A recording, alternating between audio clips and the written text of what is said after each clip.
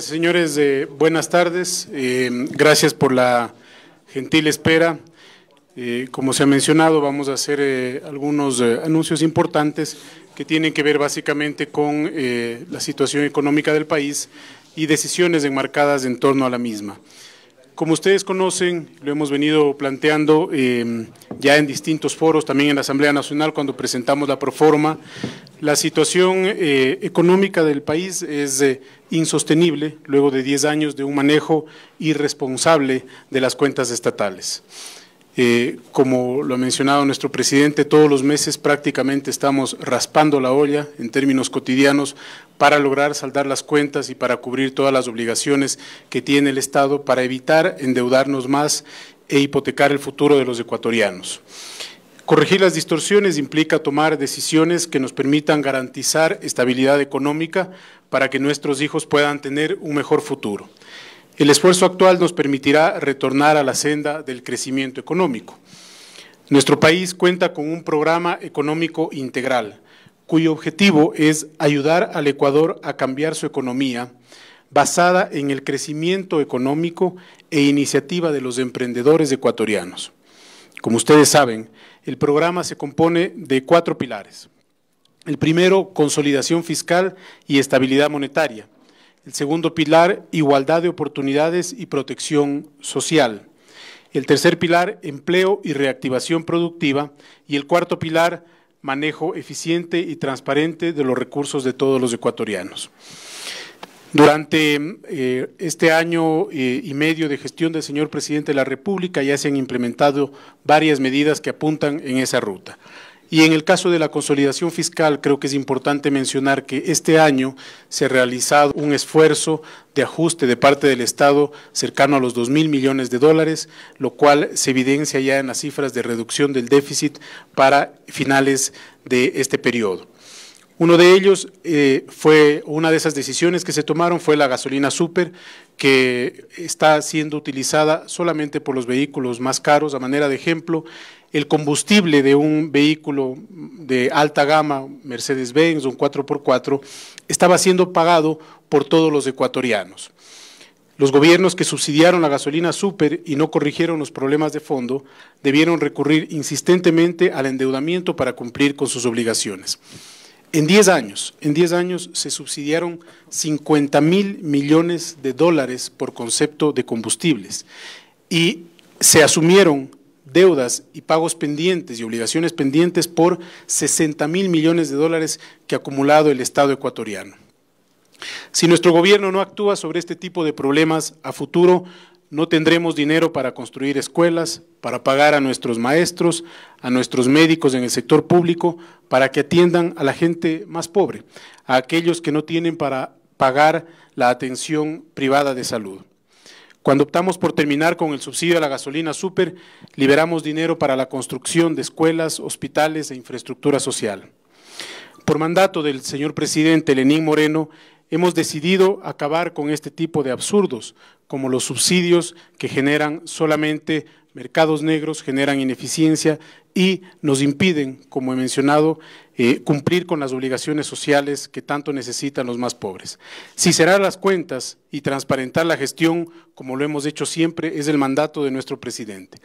Por ello, el Gobierno Nacional ha decidido reducir el subsidio de la gasolina extra y la gasolina Ecopaís, que pasarán de $1.48 a $1.85, es decir, 37 centavos adicionales por galón.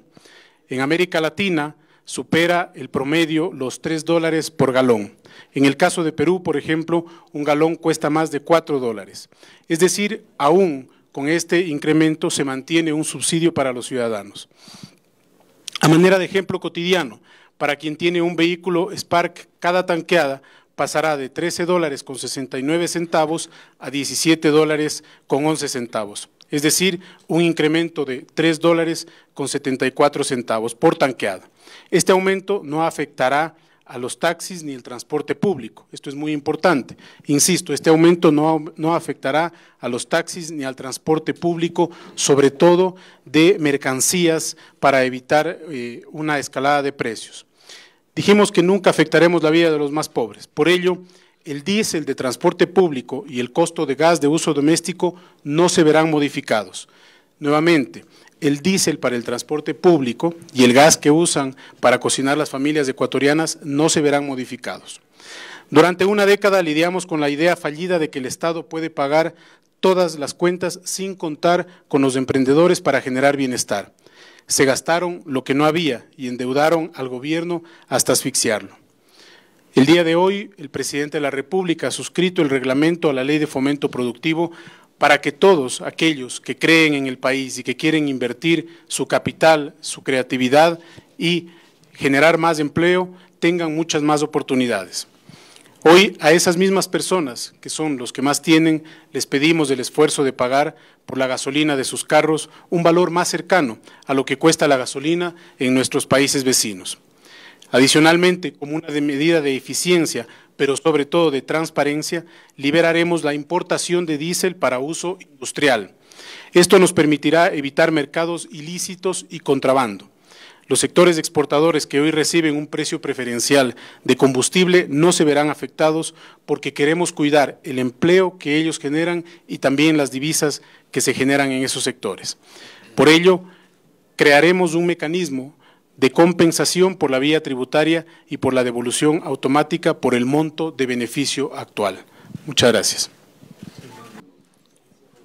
Insistir como contexto de que este tipo de decisiones se toman en una situación extremadamente compleja, fiscal, que se torna insostenible y que además hoy ve como una variable importante para la generación de ingresos del país, como es el precio del petróleo, se reduce cada día más. Cada dólar de reducción del precio del petróleo aproximadamente implica un sacrificio para los recursos del Estado de cerca de 70 millones de dólares. Cada dólar, 70 millones de dólares anuales, cada dólar de reducción. Hoy el precio del petróleo ya estuvo por debajo de los 50 dólares, que es lo que hemos enviado en la proforma presupuestaria. En relación a las preguntas, tenemos un mecanismo identificado para generar una compensación tanto a los taxis como a las cooperativas de vehículos de transporte, sobre todo porque queremos mantener el nivel de precios en el área rural y una mínima afectación o nula afectación a esos sectores. Esto se trabaja a través de las bases de datos del SRI, de la regularización de esos datos con la ANT, más del 80% de los taxis y vehículos de transporte de mercancías y de víveres están registrados, de tal manera que eso facilita el aporte que el Estado hará para evitar que eso genere una escalada de precios. Estimamos que entre el nuevo precio y también esta compensación estaremos bordeando algo menos de los 400 millones de dólares, algo cercano a los 400 millones de dólares de recursos que no tiene que el Estado erogar. ¿Para qué? Para precautelar nuevamente el gasto social en educación, en salud, para poder pagar, como mencionaba el secretario Roldán, las cuentas de las pensiones jubilares, para poder cubrir esa gran deuda con los jubilados y también para garantizar la sostenibilidad de la dolarización. Al final del día, creo que a todos los ecuatorianos les preocupa el nivel de endeudamiento del país y esto no es muy difícil de ver en las cuentas públicas, que es igual que en las cuentas del hogar. En la medida en que los gastos excedan recurrentemente a los ingresos, los ecuatorianos recurren a endeudamiento. El Estado también. Entonces, por eso es responsabilidad de este gobierno y de nuestro presidente reducir ese nivel de déficit para que el financiamiento que necesita el Estado sea cada vez menor y que sea sostenible el gasto social, que sea sostenible y que podamos generar mecanismos de protección social para los más vulnerables. Ministro, ¿desde cuándo? Bueno, esta semana ya se están preparando los decretos, será esta semana la emisión del decreto correspondiente. La siguiente pregunta la va a hacer Gladys Rivadeneira del Universo. Señor ministro, buenos días. ¿Cuánto implica, ministro Martínez, cuánto implica la reducción estas medidas? ¿Cuánto dinero se va a recaudar por estas medidas? ¿Son los 400 millones? De eso no me quedó claro. Sí, los 400 millones anuales de los cuales hay que… A ver, no es que se recauda eso, se deja el Estado deja de hacer ese sacrificio que hoy está haciendo. Al final del día, si a eso le sumamos los 300 millones de dólares que ha anunciado el ministro de Ledesma, estamos hablando de 700 millones de dólares que nos van a permitir mantener el mismo objetivo de déficit que hemos trazado en el plan de prosperidad, que es cerca de 3.2% del PIB. Dado que se han reducido los precios del petróleo, tenemos que asumir estas decisiones para garantizar que el país no incremente el déficit, que no se siga endeudando y sobre todo darle un sentido de eficiencia también al Estado, un sentido de una administración mucho más prudente y pensando en las futuras generaciones.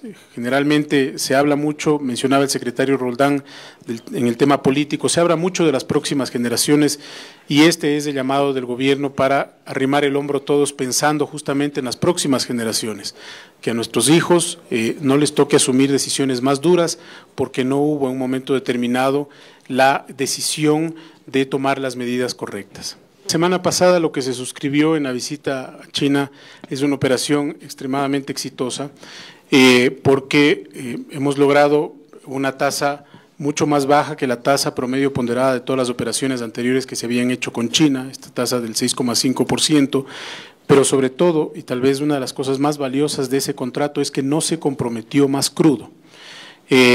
Todas las líneas anteriores, el gobierno pasado había comprometido crudo para colateralizar esta operación y acá lo que hicimos es tener una negociación exitosa porque ya con el crudo que se había comprometido anteriormente logramos levantar ese nivel de financiamiento y no se ha comprometido un barril más de crudo. Eso lo hace a ese esfuerzo muy importante en términos de irle dando un nuevo perfil a la deuda, que es lo que ha planteado este gobierno. Primero, hicimos el repago del tramo 2, de la línea 2, nos ahorramos 9 millones de dólares solamente en intereses, le ahorramos también al Estado un sacrificio fiscal y un esfuerzo de reservas de más de 200 millones de dólares, y eso nos permitió cerrar esta nueva operación que, insisto, la consideramos exitosa por su costo, por su plazo y sobre todo porque no hemos comprometido más crudo y porque tiene mejores términos de transparencia también.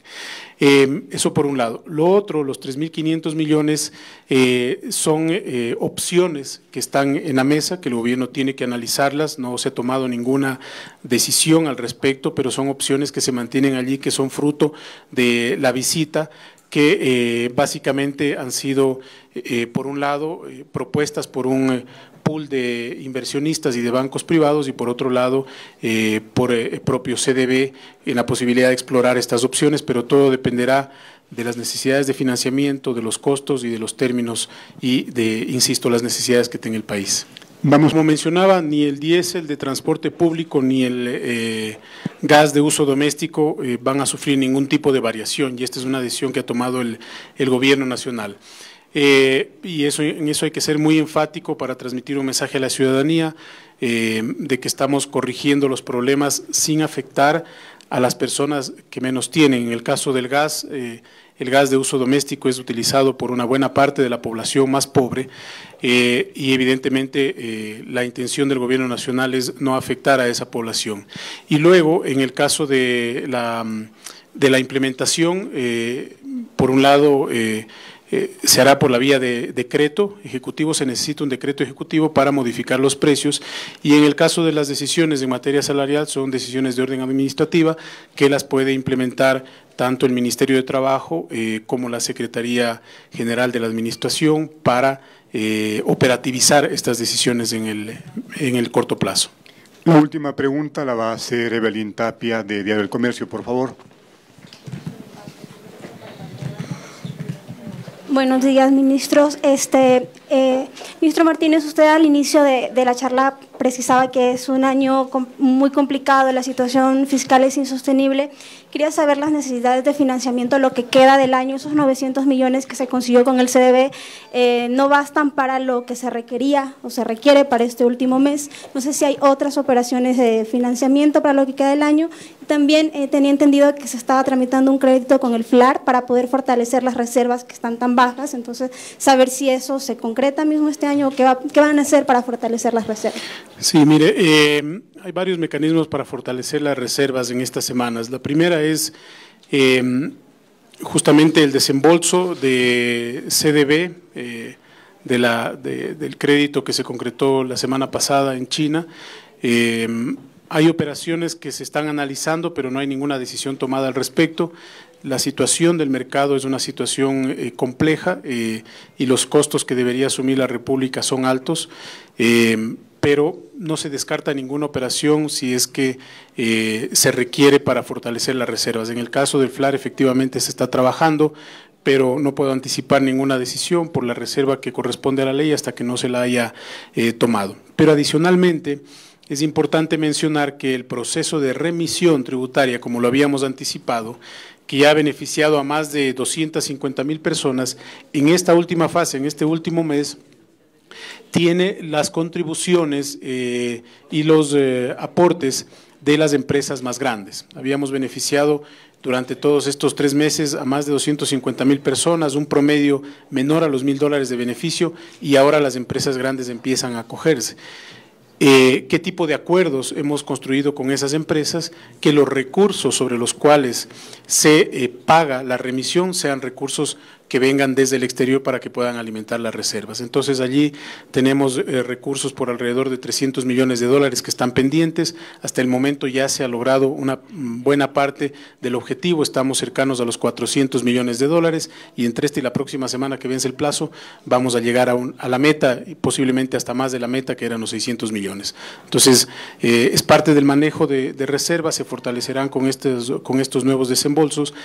Y obviamente, en términos estructurales a futuro, la intención del Gobierno Nacional es que esas reservas puedan ser fortalecidas por la vía de las exportaciones, de la inversión extranjera directa, y no solamente dependan del financiamiento externo que consigue el Estado.